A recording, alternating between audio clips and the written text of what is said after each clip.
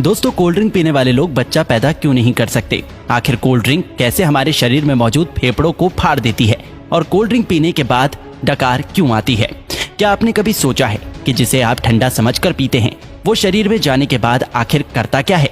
Cold drink पर अगर सबसे ज्यादा किसी चीज के बारे में सवाल उठाया जाता है तो वो है इसमें मौजूद चीनी।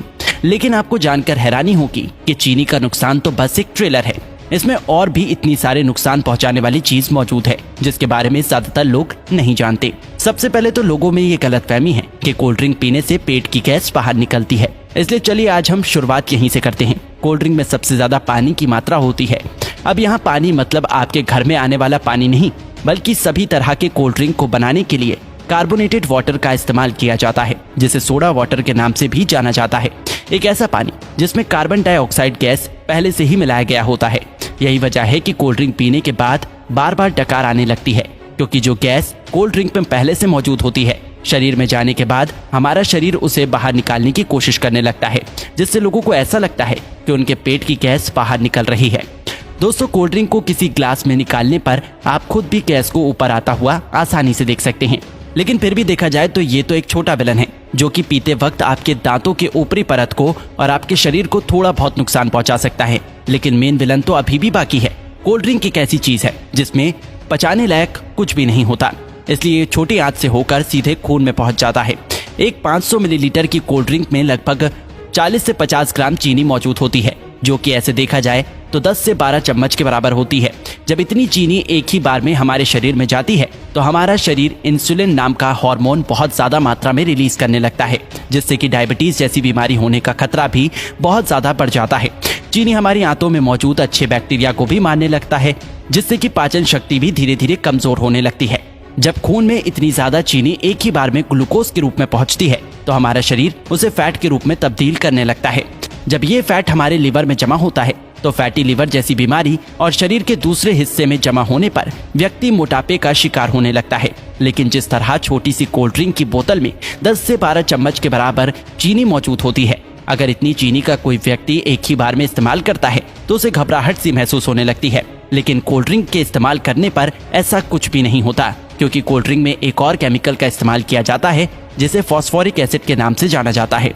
ये केमिकल चीनी की मिठास को कम तो करता ही है, साथ ही साथ ये कोल्ड ड्रिंक को एक टैंगी टेस्ट प्रोवाइड करता है। बार बार कोल्ड ड्रिंक का इस्तेमाल करने पर उसमें मौजूद ये फॉस्फोरिक एसिड शरीर में कैल्शियम को एब्सॉर्ब होने से रोकने लगता है, जिससे कि शरीर में कैल्शियम की कमी हो जाती है और हड्डियां भी धीरे धीरे कमजोर होने लगती हैं। कोल्ड ड्रिंक में कार्बोनिक एसिड, सिट्रिक एसिड और फॉस्फोरिक एसिड ये तीनों ही मौजूद होते हैं, जो कि आपस में मिलकर एक स्ट्रॉन्ग एसिड बनाता है। इसलिए इसे पीते वक्त ये दांतों के संपर्क में आने पर धीरे धीरे उसकी ऊपरी परत को कमजोर करने लगता है और इसकी कहानी यही खत्म नहीं होती। आपको क्या लगता है कि सिर्फ शराब या फिर ड्रग्स की लत लगती है? अगर आप ऐसा सोचते हैं तो बिल्कुल गलत सोचते हैं। कोल्ड ड्रिंक बनाने वाली कंपनी इतनी बेवकूफ नहीं है जो कि अपने शिकार को यूं ही जाने देगी। हाँ, एक बात और याद आई, कोल्ड ड्रिंक को सॉफ्ट ड्रिंक के नाम से भी जाना जाता है। सॉफ्ट बोल के लोग इसे इतना सॉफ्ट समझ लेते हैं कि उसे लगता है कि इसे पीने से कुछ होता ही नहीं, लेकिन ये आपकी भूल है। कोल्ड ड्रिंक में दो ऐसी चीजें मौजूद होती हैं जो कि धीरे धीरे बंदे को अपना दीवाना बना देती है।